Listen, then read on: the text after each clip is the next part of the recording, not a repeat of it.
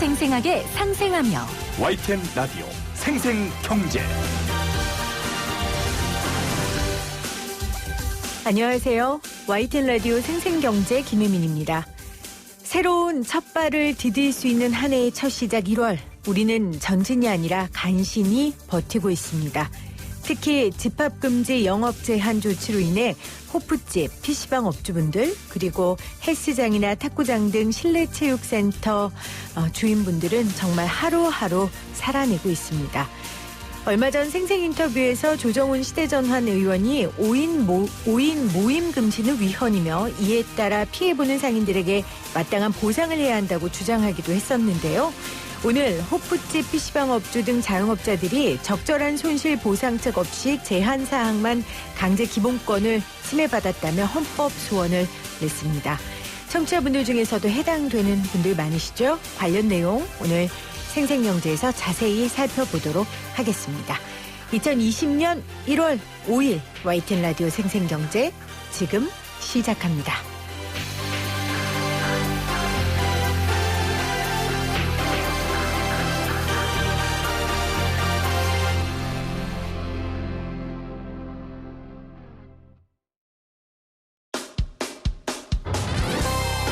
생생하게 상생하며 건강한 경제방송 YTN 라디오 생생경제. 오늘 가장 뜨거운 경제 뉴스를 제일 생생하게 전해드리는 시간입니다. 여전히 실내체육시설 집합금지 조치는 계속되고 있습니다. 다만 태권도, 발레 등 학원으로 등록된 소규모 체육시설에 대해서는 동시간대 교습 인원이 9명 이하면 영업이 가능합니다. 어제부터 저희 집 아이들도 태권도장 나가고 있는데요. 이런 상황 속에서 헬스장 업주들은 같은 실내체육시설인데 왜 다른 기준이 적용되냐, 형평성에 어긋난다 라며 영업 재개를 촉구하고 있고요. 일부 헬스장 업주들은 반발하는 오픈 시위를 진행 중에 있습니다. 상암동에서 전문 PT샵을 운영하고 있는 쿠바핏의 백형순 대표 연결해 자세한 이야기 나눠볼게요. 대표님 안녕하세요. 네, 안녕하세요. 안녕하시냐는 인사가 참 민망하고 죄송스럽습니다. 네. 지금 헬스장 문 못 열고 계신 거죠? 언제부터 지금 문을 못 열고 계세요? 네, 맞습니다. 현재 그 집합금지로 인해서 일단 작년 12월 8일부터 현재 그 운영이 중단된 상태입니다. 원래 1월이 이 헬스장에겐 굉장히 중요한 달이잖아요. 네, 그렇죠. 1월이면 이제 새해다 보니까 아무래도 네, 고객들이 많이 문의가 많은 그런 달이긴 하죠. 손실이 굉장히 크실 것 같은데 트레이너분들은 몇 분 정도 계십니까? 현재 총 6명의 트레이너가 함께 근무하고 있습니다. 그럼 그분들 지금 다 집에서 쉬는 상황이세요? 네, 예기치 않는 또 운영 중지로 인해서 네, 현재 지금 쉬고 있는 상태입니다. 그럼 트레이너분들은 이 집합금지 명령 기간 동안 어떻게 급여 문제나 이런 생계 문제는 어떻게 해결하고 있습니까? 아무래도 그 무급휴직으로 인해서 현재 이제 휴업 기간 동안에는 급여가 나가지 않은 상태거든요. 네네. 네, 그래서 생계적인 조금 문제가 있죠. 대표님 잘못은 당연히 아니지만 또 대표로서 소속 직원들이 생계의 어려움을 겪는 거 보면 마음이 뭐 2배, 3배 아프시겠어요.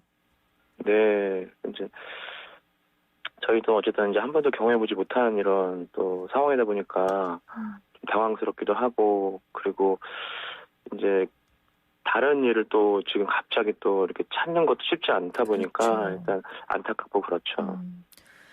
건설 현장에서 일용직 아르바이트하는 헬스장 트레이너들이 늘어나고 있다라는 이야기도 들었고, 근데 사실 지금 날이 추워서 이것조차 쉽지 않지 않을까 이런 생각도 하거든요. 대표님 어떠십니까? 이런 주변 후배들 어려운 상황 볼 때요. 그렇죠. 이게 이제 갑작스럽게 닥친 상황이다 보니까 당장 지금 그 또 어떤 생계적인 부분에서 일선에 뭐 다른 일을 하는 경우도 있긴 하지만 그것 또한 사실 쉽지가 않거든요. 그렇죠. 일자리를 네, 갑자기 구한다는 게 쉽지 않아서 지금 아마 다들 굉장히 힘든 네, 상황 가운데 있을 거예요. 네, 안타깝죠. 트레이너의 고통에 대한 이야기는 들어봤는데 대표로서 여러 가지 어려움이 있으실 거 아니에요. 특히 임대료 부분 같은 경우에는 굉장한 부담이 되실 것 같은데 대표들의 어려움은 어떤 게 있습니까? 일단은 고정적으로 나가되는 것들이 좀 있긴 한데요. 그중 대표적인 게 이제 그 건물의 임대료고, 네. 그리고 공과금이고, 또 뭐 직원들 급여뿐만 아니라 또 뭐 어떤 사업장 같은 경우는 또 뭐 사업을 하면서 대출금도 아마 있을 테고 해서 고정적으로 나가되는 그런 것들이 네. 이제 가장 큰 문제가 되겠죠. 정부의 2.5단계 연장에 반발해서 헬스장 문을 연 업주들도 있습니다. 굶어 죽을 수는 없다 이런 과격한 표현까지 쓰면서 열고는 있는데 물론 방역 지침을 존중하면서 하고 있다라는 설명은 하셨지만 이런 모습들 보면 일정 부분 공감하시기도 할 것 같아요. 물론입니다. 이제 대부분이 헬스장이 또 본업이고 생계의 수단이다 보니까 이제 그런 부분에서 뭐랄까 이제 그 약자의 입장에서 정부에게 이제 살려달라는 그런 외침으로 사실 보여져요. 네. 정부에게 살려달라는 외침이다. 네. 그 청와대 국민청원에 내용이 올라왔더라고요. 왜 실내체육시설, 특히 헬스장 같은 시설만 문을 계속 닫아야 되냐. 유동적인 운영 필요하다. 태권도장 같은 경우도 문을 여니까 이런 부분에 대한 반발이 큰 것 같은데 대표님은 어떻게 생각하십니까? 안 그래도 어떤 한 유튜버가 이제 코로나 확진 업종을 조사를 했는데요. 네. 그 확진자 수가 최대로 가장 늘어난 11월 19일부터 12월 31일까지 총 확진자 수를 조사를 했는데 약 한 2만 700명 정도가 되더라고요. 그 중에서 집합금지로 인해서 이제 실내체육시설에 해당되는 확진자 수가 298명으로 조사가 됐는데 그 298명이 이제 강서구에 있는 댄스학원으로 이제 조사가 되었는데 네. 사실상 이 실내체육시설과 댄스학원은 연관이 없거든요. 근데 이제 그런 것들을 이제 정부에서는 정확히 조사를 안 하고 그냥 다 이렇게 따잡아서 실내체육시설에 대해서는 이제 그렇게 나가다 보니까 아무래도 그런 부분에서 좀 문제가 좀 있었던 것 같고요. 네.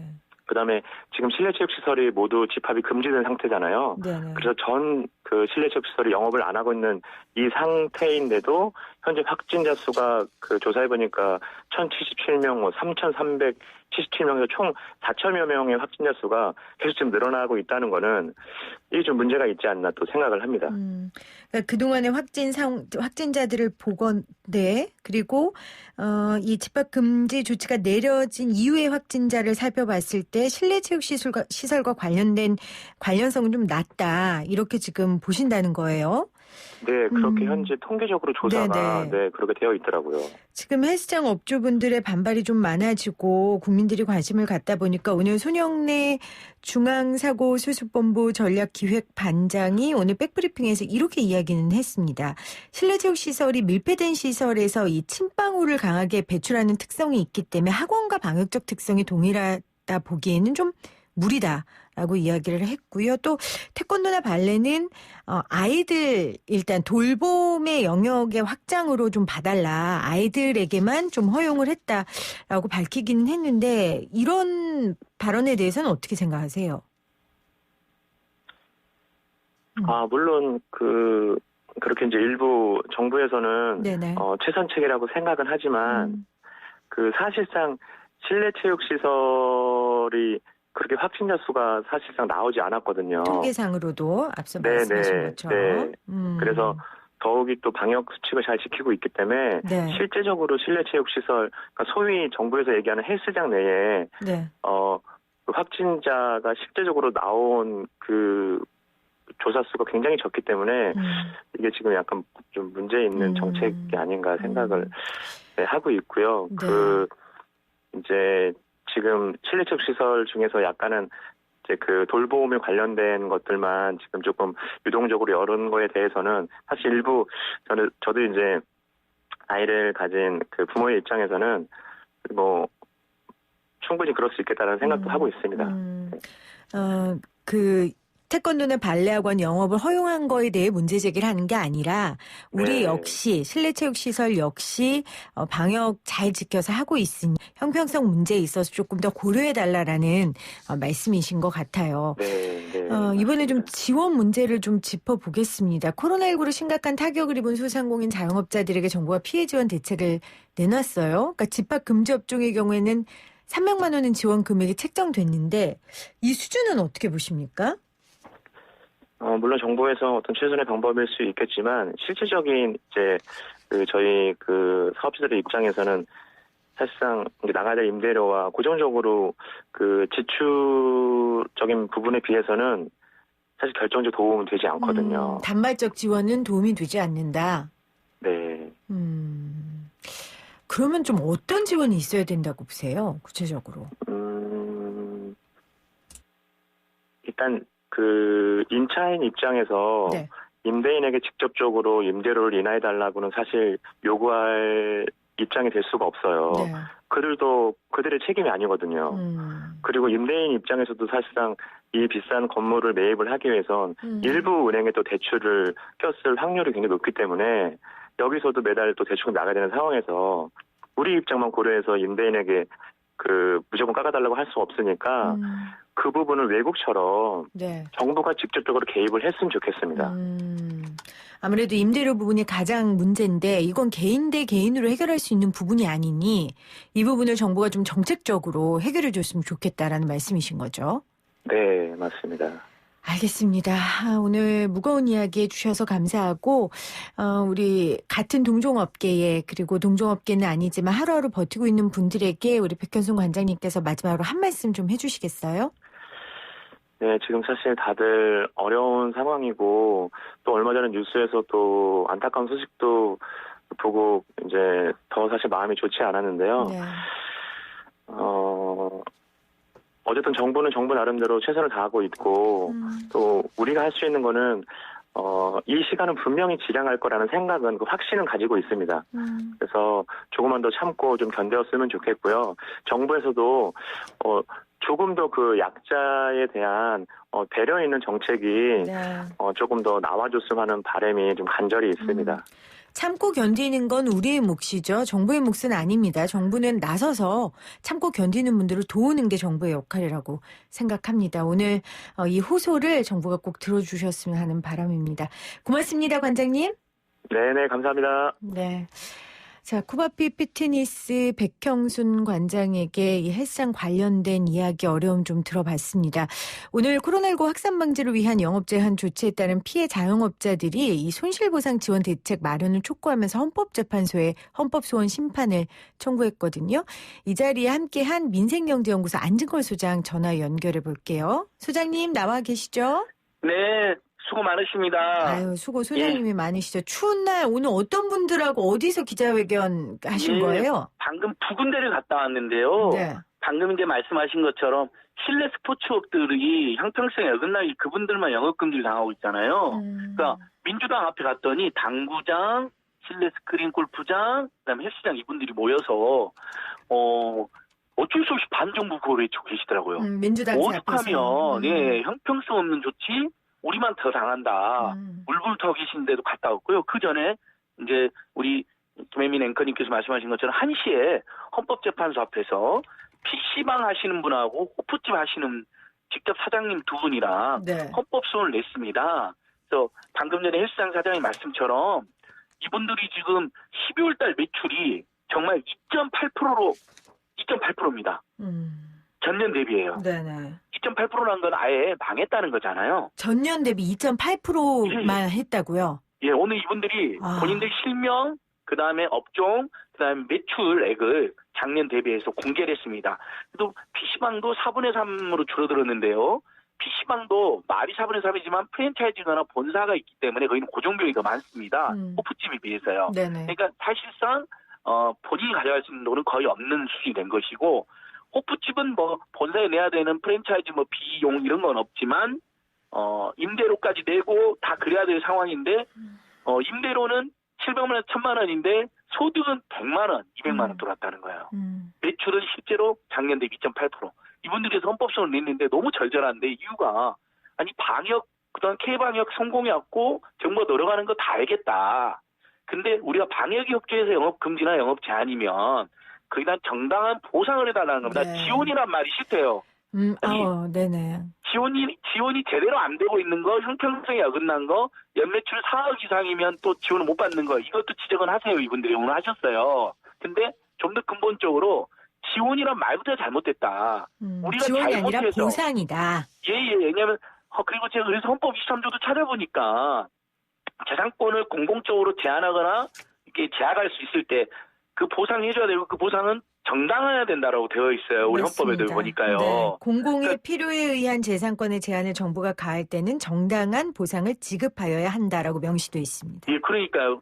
그 점만 봐도 지금 현재 이분들이 계속 말씀하시는 게 예를 들면 2차 재난지원금 때 영업금지 업종 200만 원, 영업제한 150만 원. 그러다가 지금 3차 유행에서 영업금지 300만 원, 영업제한 200만 원 올라가긴 했습니다. 도움은 됩니다. 근데 700만 2달 밀려있는 임대료가 700만 원, 700만 원, 1,400만 원이잖아요. 네. 거기서 300만 원 내봐야 1,100만 원이 못 갚는 거잖아요. 이분들 입장에서는요. 그래서 한결같이 도움은 되지만 합리적이고 정당한 보상을 해줘야지 300만 원, 200만 원 주는 거로는 도저히 이를 벗어나지 못한다. 네. 이렇게 절규를 하시더라고요. 저희가 이미 지난달 23일 날 그 조정훈 시대전환 의원하고 이거 관련된 이야기를 했어요. 그러니까 수도권 5인 모임 금지 위헌이고 그렇다면은 뭐 어쩔 수 없는 상황인지 우리 다 아니까 지원이 아닌 마땅한 보상이 필요하다. 사실 생생경제에서 이 화두를 이미 던졌거든요.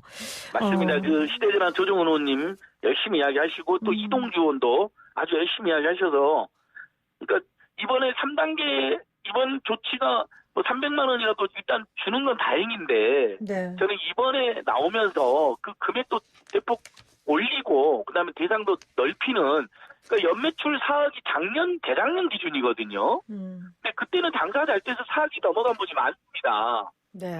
그 기준으로 소상공인 지원을 끊으니까 4억이 넘어간 분들이나 그다음에 종업원 상시 종업원 수가 5인 또 이상인 경우에는 소상공인이 아니어서 그 두 가지 기준 때문에 탈락하는 사람도 수두룩하게 나오고 있습니다. 그렇더라고요. 제 주변에도 도대체 누가 보상받냐, 누가 지원받냐 이렇게 이야기들 하더라고요.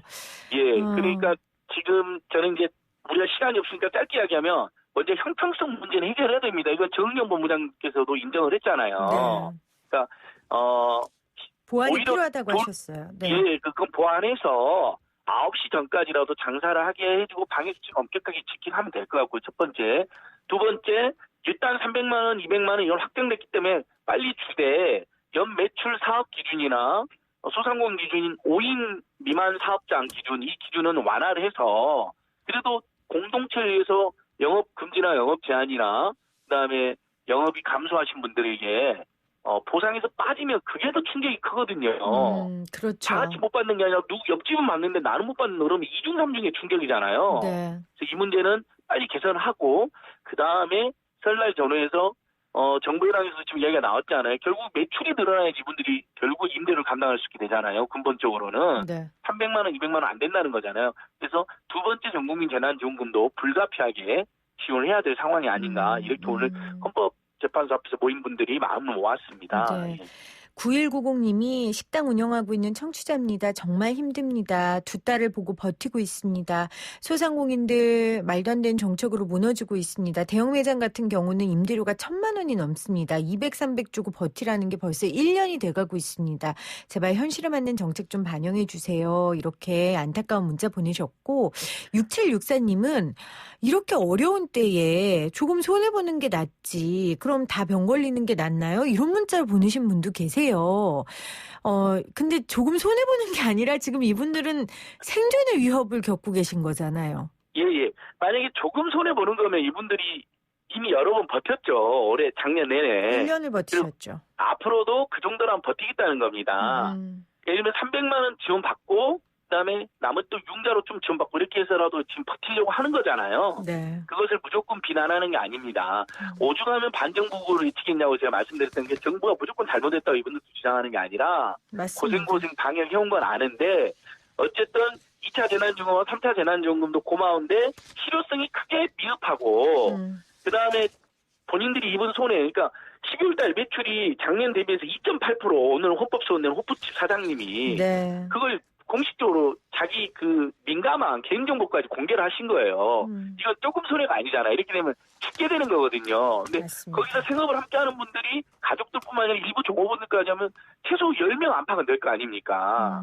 이게 우리 이웃들이 땀 흘려 일하다가 지금 자기 잘못이 아닌 거로 고통을 받는 거거든요. 그렇다면 저는 그러니까 다시 한번 말씀드리면 이미 9.3조가 통과돼서 300만 원, 200만 원 주기로 한 것은 빨리 주되 혹시 사각지대가 없게 빨리 보완을 해라는 것이고 그다음에 이번에 헌법소원까지 제시돼 있으니까 제도적으로 다음부터 지원이 아니라 합당한 보상을 해주는 것으로 변경하되 이분들이 지금 이 경제 위기에서 극복하려면 국민들이 결국은 방역이 일정하게 성공한 다음에 다 같이 와서 1차 재난지원금 작년 5월에 경제가 확 살아났던 것처럼 그 방식의 2차 두 번째 전국민 재난지원금이 불가피하다 이런 이야기를 드린 것이죠. 네, 알겠습니다.